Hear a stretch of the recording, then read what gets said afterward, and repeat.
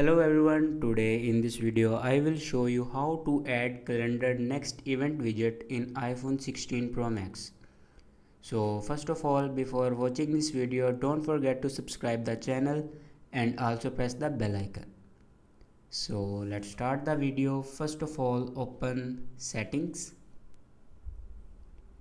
and now scroll down, and here you see the option wallpaper. Simply click on wallpaper and then click on lock screen customize, and here you see the option add widget. Then click on add widget.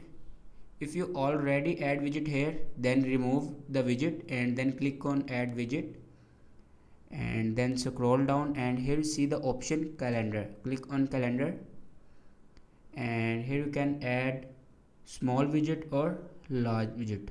Then simply click on widget and then click on cross and then click on done. Your widget will be added on your lock screen. So this is the way to add calendar next event widget in iPhone 16 Pro Max. Thanks for watching this video.